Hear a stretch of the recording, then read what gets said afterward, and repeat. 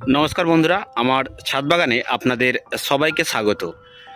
আমার ছাদ বাগানে একটি সমস্যা হয়েছে, যেটি আপনাদের এরকম সমস্যাজনিত সমস্যা হয়।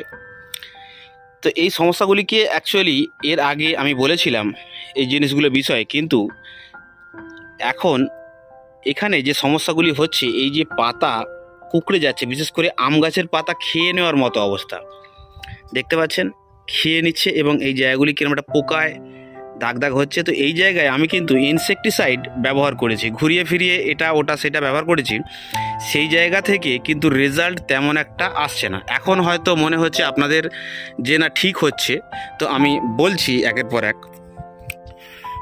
এটি একটি ইনসেকটিসাইড যেটা সাইপারম্যাথিন গ্রুপের আছে, এটাও আমি ইউজ করেছিলাম এই গাছের ক্ষেত্রে। দেখে মনে হচ্ছে যে না আস্তে আস্তে ঠিক হচ্ছে, কিন্তু বিষয়টা এমন নয়।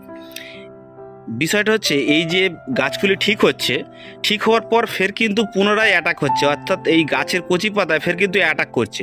এই যে সাইপারম্যাথিন দেখতেই পাচ্ছেন, এখানে সাইপারম্যাথিন গ্রুপের আছে। তো আরও একটা জিনিস, এই যে প্রফেক্ট সুপার, এটাও কিন্তু আমি ইউজ করেছি, অর্থাৎ ইনসেকটিসাইড। আমি আমার ভিডিওতে সবসময় বলি যে পেস্টিসাইড ইউজ করবেন না, কিন্তু অ্যাকচুয়ালি এই যে পজিশান, অর্থাৎ গাছের এই যে অবস্থা, মানে এই যে জিনিসগুলো খারাপ হয়ে যাচ্ছে এবং আমি ইনসেকটিসাইড ইউজ করছি, এবং তারপর দেখছি যে জিনিসগুলো ঠিক হলেও, অর্থাৎ এই যেগুলি খারাপ হয়ে গেছে এগুলো কিন্তু আর ঠিক হবে না, কিন্তু আগামী যে কচি পাতাগুলি বার হচ্ছে সেই জায়গাগুলোও কিন্তু ফের অ্যাটাক করছে। কেননা আমার এই গাছের ক্ষেত্রে যখন এটি প্রথম ব্রাঞ্চ আসে, অর্থাৎ এইটি, তখন কিন্তু এই গাছের ক্ষেত্রেও সেম অবস্থা হয়েছিল। আমি ঘুরিয়ে ফিরিয়ে তিনটে, অর্থাৎ এই পারফেক্ট সুপার এবং তার সাথে সোলেমান, এটিও কিন্তু আমি ইউজ করেছিলাম। সেক্ষেত্রে আমি এই দুটো ইনসেকটিসাইড ঘুরিয়ে ফিরিয়ে যখন ইউজ করি, তখন কিন্তু এই জায়গাগুলি দেখে মানে দেখতেই পাচ্ছেন এখনও পর্যন্ত দাগ রয়েছে, কিন্তু এটা কিন্তু যেহেতু একটু পুরাতন হয়ে গিয়েছে মানে পাতাগুলি। তারপরে আরও একটি ব্রাঞ্চ আসে, সেটি হলো এইটি।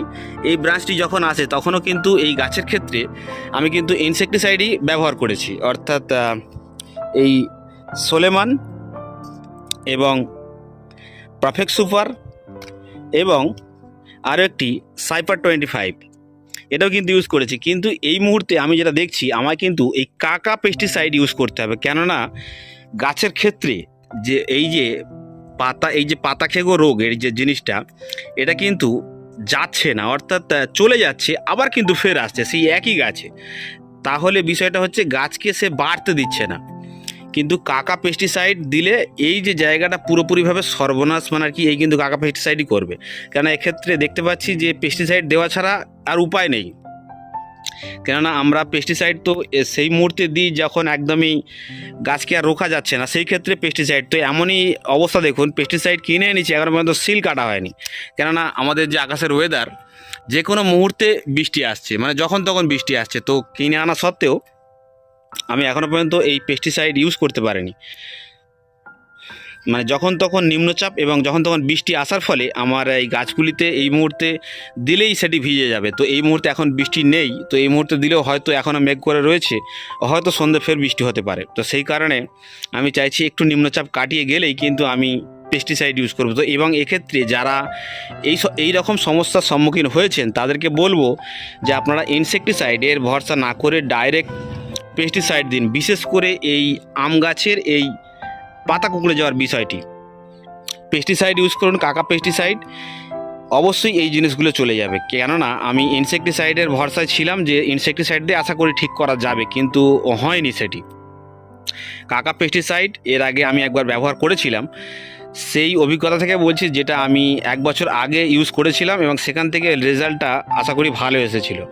এবং সেই জায়গা থেকে আপনারাও এই সমস্যাজনিত কারণ হলে অবশ্যই আপনারা কাকা পেস্টিসাইড ইউজ করুন এবং একেবারেই নির্মূল হয়ে যাবে।